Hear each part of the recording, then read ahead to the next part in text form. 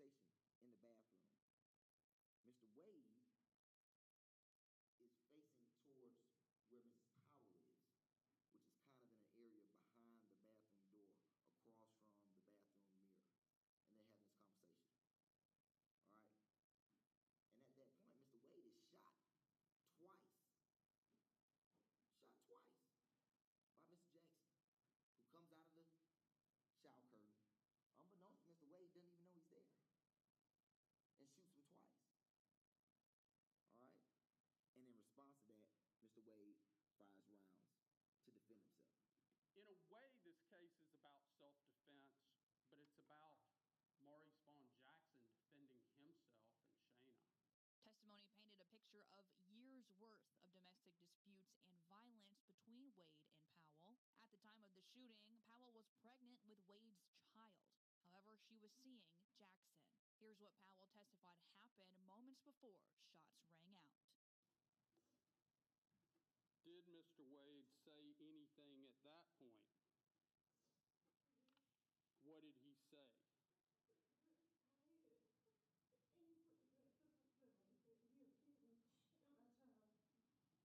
September 7th, 2021. Just past 2:30 a.m. Columbus, Georgia. The camera floats over Patriot Place apartments. Lights off. Streets empty. Everything still. Then, 3 gunshots, loud, fast. Inside, a young man falls. Maurice Vaughn-Jackson. People knew him as Lil Nuke. He's bleeding, not moving. Quincy Wade stands nearby. He's holding the gun. Smoke rises from the barrel.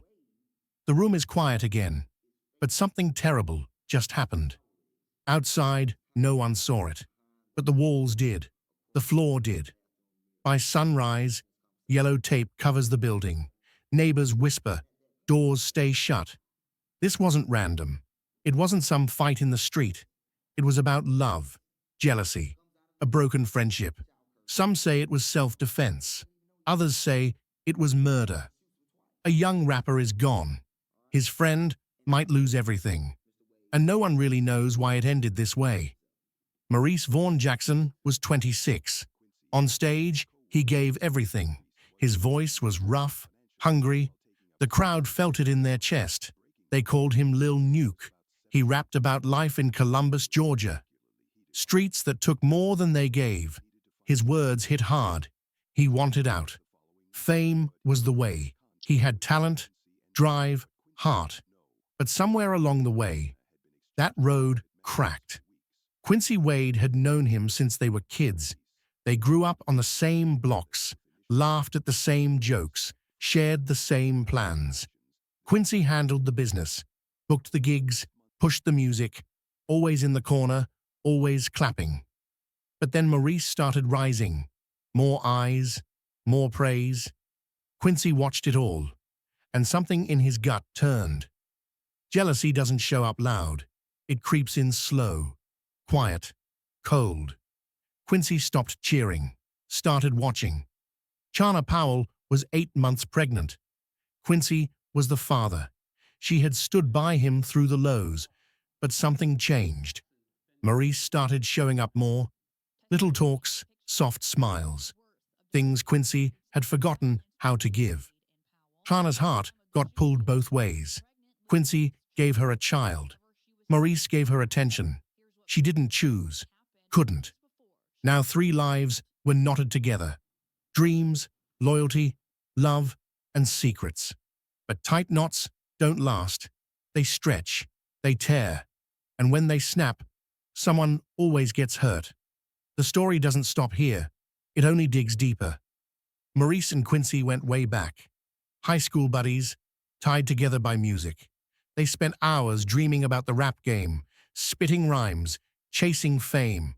But dreams didn't fill empty pockets. Then Maurice hit hard times. No job, no place to stay. Quincy stepped up.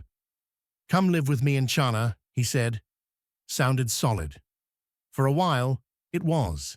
Things shifted fast. Money dried up. Bills stacked high. Shouting matches echoed through the house. Chana was there, caught in the middle. 8 months pregnant with Quincy's kid. She and Quincy bickered non-stop. She felt invisible. Maurice noticed. Late nights, Maurice and Shana talked. Quiet at first. Laughs turned into something deeper. She leaned on him. He didn't pull away. They started texting. Quick messages. Then longer ones. Stuff Quincy never saw. Words that crossed lines they couldn't uncross. Quincy felt it. The air got thick. He caught the glances, the silences that said too much. Jealousy burned. He stopped trusting. Started digging. Checked Maurice's phone when he could. Watched where he went, who he talked to. Hunted for proof of the knife in his back. The house turned cold. Friendship cracked. Secrets piled up like dry leaves. One spark, and it'd all burn. That spark came on a September night. Shana made her move days before the shooting. She packed light, told Quincy she needed a break. Her voice stayed calm, but her hands shook as she zipped the bag. Quincy didn't fight it. He just stared, eyes narrow as she walked out. The door clicked shut. Silence took over. She didn't go far. A friend's apartment, she claimed, but her phone spilled the truth. Texts to Maurice lit up the screen. Calls stretched past midnight. They planned to meet when Quincy wouldn't suspect. Shana thought she'd covered her tracks. She hadn't. Quincy stopped sleeping. His mind churned, replaying her words. He pulled up the tracking app. Maurice's dot glowed, creeping closer to Shana's hideout. Each ping tightened Quincy's chest. His thumb hovered over the screen. Doubt burned into certainty. He knew. September 7th hit hard. The air hung heavy, sticky with summer's last gasp. Quincy sat alone, lights off, eyes locked on the app. The dot froze. Maurice was there, with her. Quincy's pulse hammered, sweat beaded on his neck. He snatched his keys, then his gun. The weight felt right in his hand. He drove quiet, headlights dark. The street stretched empty ahead. His thoughts screamed. Why? How? Who? Rage swallowed the questions. He pulled up to the building. A light glowed upstairs. Shadows shifted behind the blinds. Two shapes. Too close. His stomach lurched. Quincy stepped out. Boots thudded on concrete. Each stride dragged like the world fought him back. The key burned a hole in his pocket. He didn't knock. The door groaned as it opened. Inside, the air reeked of lies. No one moved. No one spoke. The moment stretched thin, ready to break. Shana's choice, Maurice's betrayal, Quincy's grip on control, it all crashed together. The clock stopped ticking. What came next couldn't be undone. Shana's hands trembled as she punched 911 into the phone. Her voice broke, tears choking her words. Maurice lay on the floor, his chest barely moving. Then it stopped. The phone fell from her grip. She pulled him close, his blood warm against her skin. Sirens screamed closer. Red and blue lights cut through the dark, splashing across the walls. Cops stormed in, weapons ready. Shana rocked over Maurice, her wails bouncing off the walls. The room was a mess of clues. Shell casings sparkled on the floor. Blood spread across the tiles, thick and dark. Two guns sat nearby, both busted, chambers locked tight. The air smelled of gunpowder and fear. Quincy was already gone. He'd bolted out the back, heart slamming in his chest. His gun hit the dumpster with a clang, metal on metal. He ran hard, legs burning, mind spinning. Self-defense, not murder. He clung to that thought, repeating it over and over. But the cops weren't far behind. They tracked him fast. Hours later, he was cornered in a cheap motel. He didn't fight when they cuffed him. It wasn't murder, he said, calm but firm.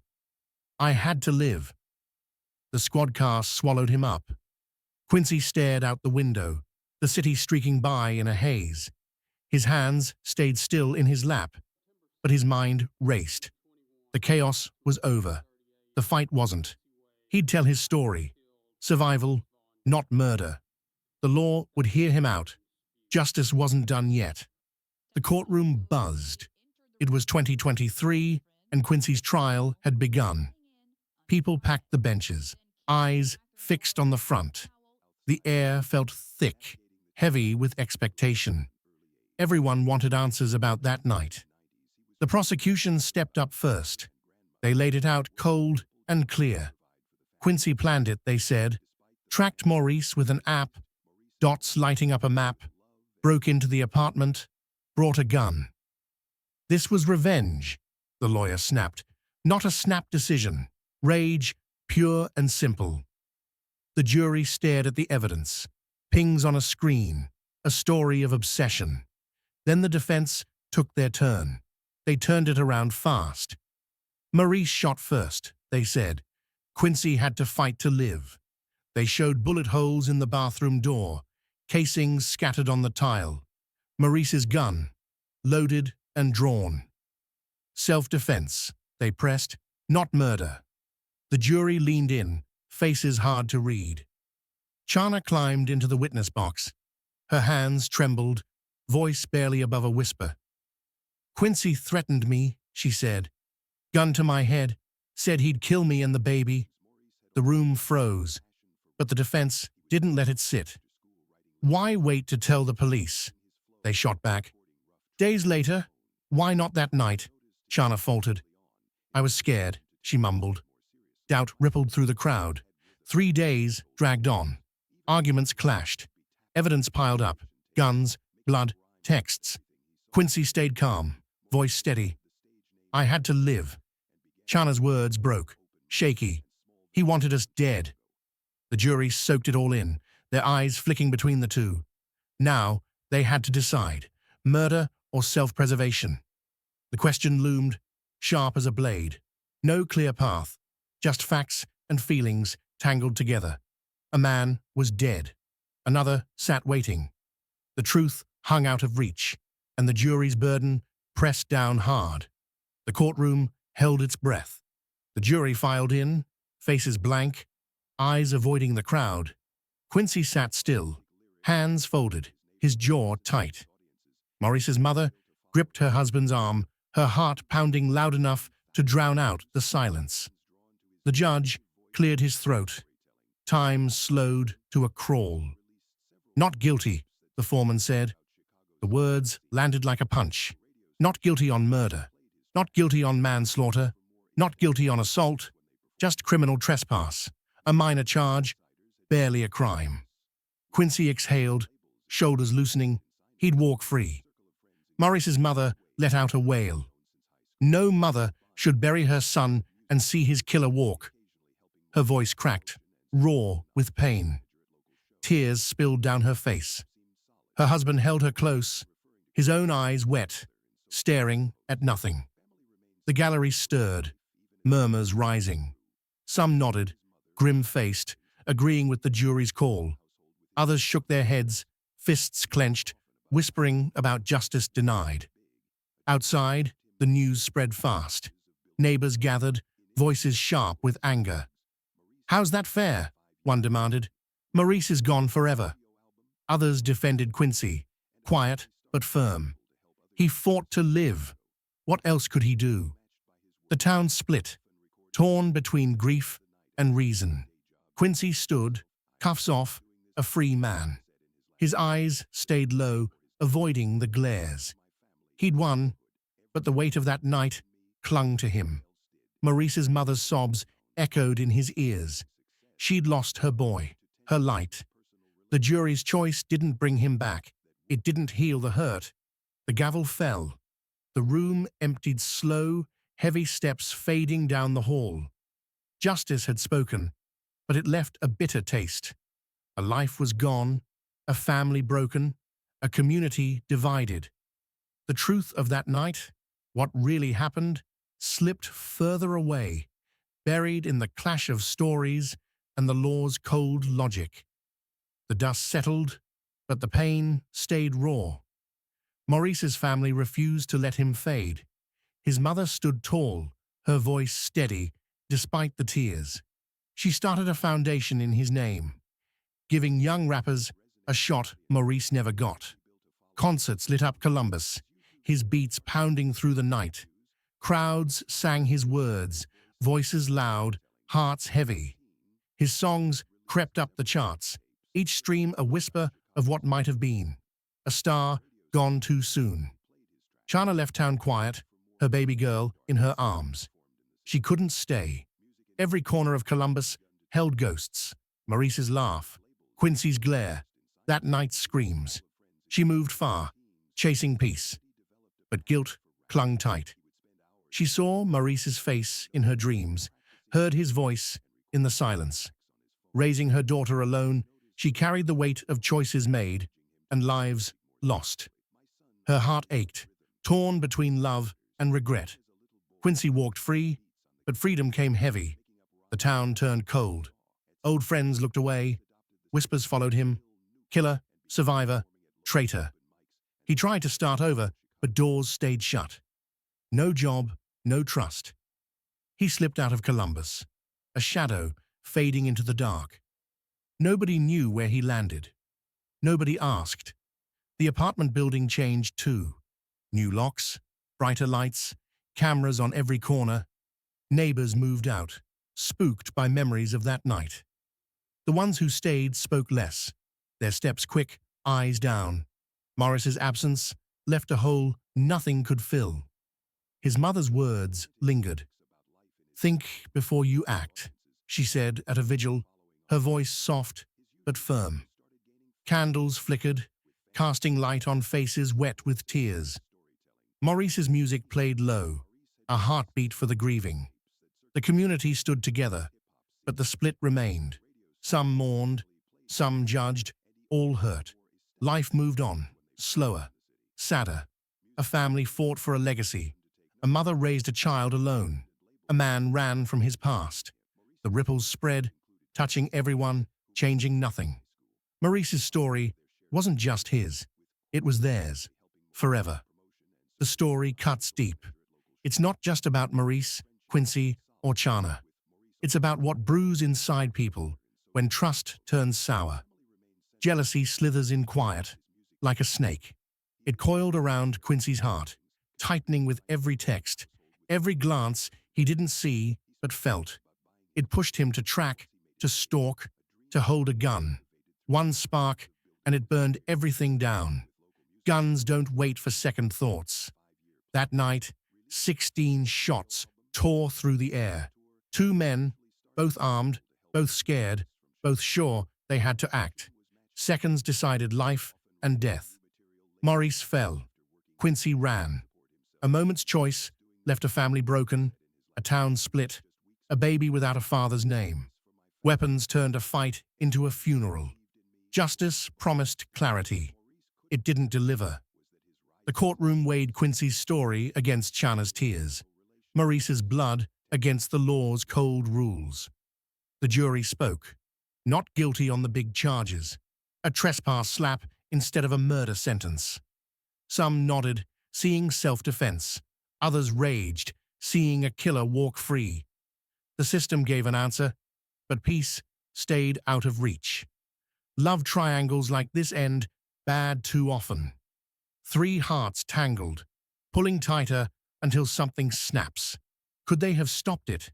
If Chana had spoken up sooner? If Maurice had walked away? If Quincy had let go? Questions linger, heavy as grief. No rewind, no redo, just lessons carved in loss. What happens when trust twists into rage? When anger grabs the wheel? The answer sits in a mother's sobs, a child's empty future, a man's haunted steps. Everyone pays when feelings turn to fire. Think hard before the spark flies. Some flames never die out. Maurice Vaughn-Jackson, Lil Nuke, didn't just leave a story of loss. His voice still echoes.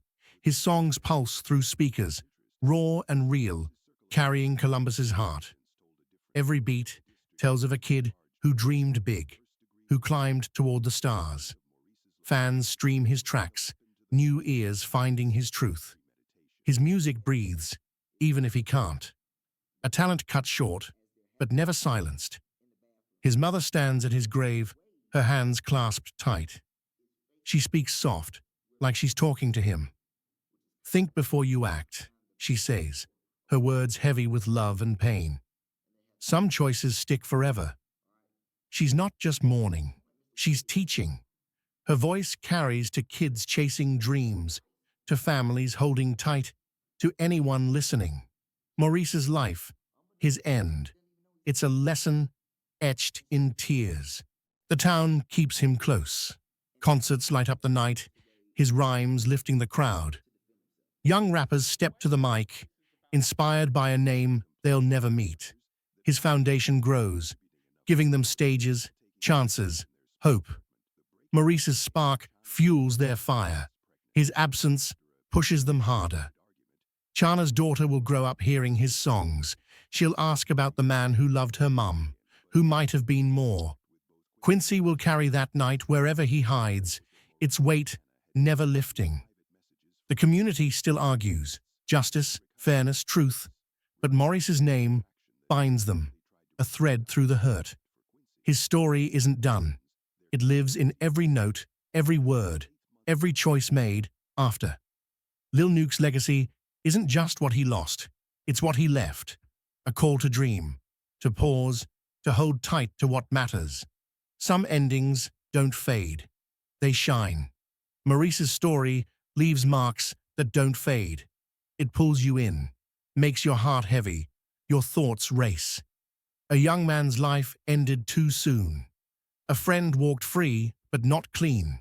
A mother's words echo, begging for care in every choice. This tale of love, rage, and loss sticks with you.